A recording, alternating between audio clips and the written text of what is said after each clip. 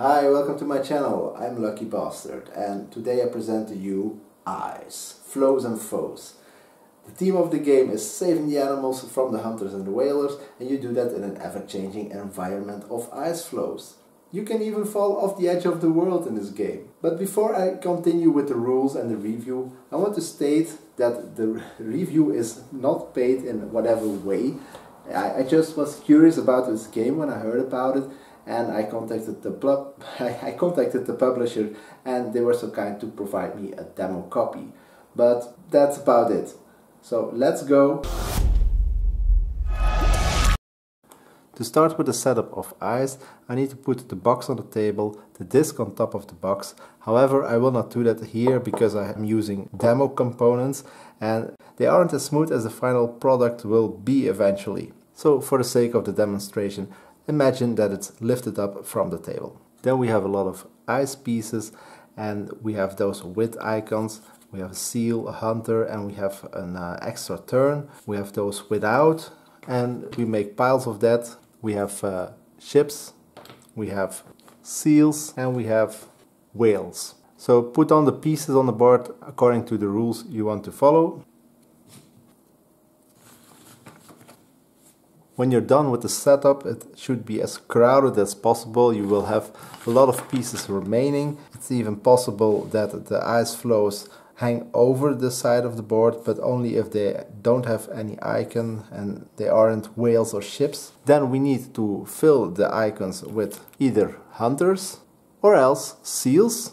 The colors of the hunters are irrelevant, it's a demo copy after all. And then we're ready with setup, so let's start playing this game.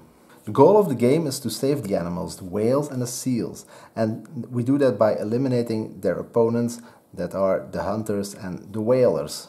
The turn is pretty easy. You take one piece to start with, you can choose whatever piece you want, and you start sliding it onto the board. You can choose whatever side you want, but you always have to push it towards the middle. So I can, for example, slide it over here, and all pieces will move, and some might fall off.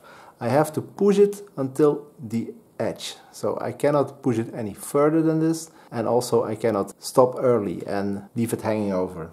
All pieces that fall off, they will be available for the next person to put on again. So this was only one piece. In a normal turn you will put on 3 pieces, and if it's the starting turn you will put 2 pieces on the plate. Each time a hunter falls off or one of the whalers, you score a point.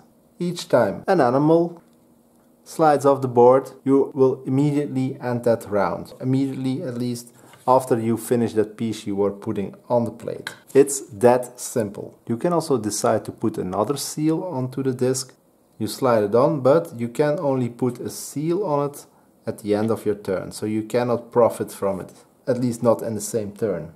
When this piece falls down and another player puts it back on, he will get a free piece to put on the plate, because this one doesn't count towards the 3 pieces he gets. If a player is able to push the 5th hunter or whaler from the board, he will win the game. And it's not as easy as it looks, because I cannot do this, since there is the rule you have to move towards the center. So what do I think of this game?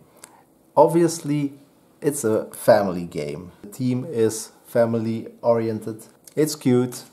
Not in this version, it doesn't look that cute, but the final product will obviously. It could work as a drinking game as well. It's easily adaptable and it's really unexpected what will happen if you push something. You think you have an idea where it will go to or what will move, but it might always surprise you. But it's great when you have that certain idea and it does work out, kind of the way you planned it. And because it's really unpredictable, it's a perfect family game because both parents and kids have the same advantage or disadvantage. It really reminds me of the coin machines at the fair. I don't know if you have them in your country, but that's the same system. You push and you hope that something falls off, but it doesn't always go the way you planned it. I have to admit, this is not my game that I will play without kids or without some strong liquors, But I like this so much that I want to see it incorporated in other games, a bigger game, a more thinky game with some luck element that isn't a dice tower, that isn't a deck of cards. This could work for a bigger game with maybe even worker placement spots on this disc. I mean, I really like it that much. Anyway, thanks for watching this video, and thanks to Keep Exploring Games for providing the demo copy.